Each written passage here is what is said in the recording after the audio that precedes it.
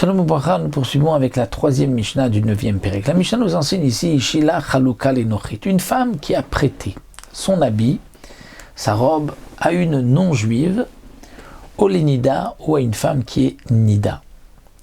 Arezo Tolaba. Si ensuite on a trouvé du sang, elle n'avait pas vérifié avant d'avoir pris cet habit, elle l'a ensuite porté, eh bien on pourra dire que ça provient de la non-juive ou de cette femme qui est Nida.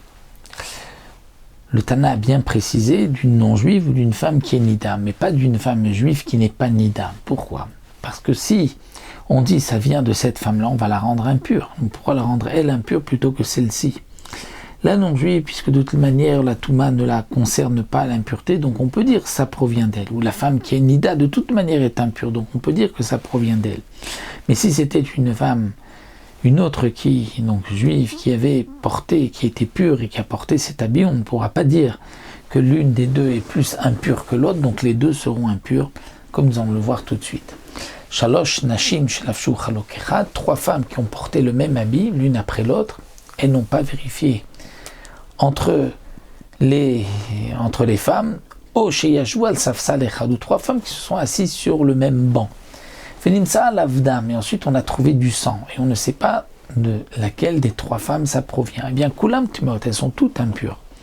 Tu ne peux pas dire que ça vient plus d'une que l'autre, puisque si tu dis que c'est d'une, elle va être impure, donc pourquoi elle plus que les autres ?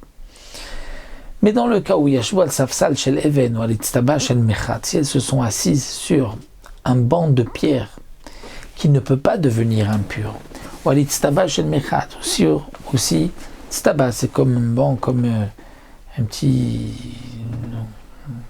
une pierre qui est comme ça surélevée, comme une marche dans le bain public, mais qui est de pierre et donc qui ne peut pas devenir impur. Et bien dans ce cas-là, Rabbi Nechemia Metaer, Rabbi Nechemia dit que c'est pur. Pourquoi ? Rabbi Nechemia Omer, Rabbi Nechemia avait l'habitude de dire que toute chose qui ne peut pas devenir impure ne peut pas avoir la Touma d'Ektamim. Il ne peut y avoir de Ktamim que sur quelque chose qui est impur. C'est-à-dire, puisqu'au départ, la Xéra des Chachamim était, comme explique les Rishonim, pour les Taharot, donc pour toutes les choses pures et impures, et les aliments et les objets. Donc les Chachamim ont dit qu'ensuite la femme allait être aussi impure. Mais si, là où se trouve le Ketem, ce n'est pas Mekabel Touma, ça ne peut pas devenir impur, donc il n'y a pas d'impureté pour la femme non plus.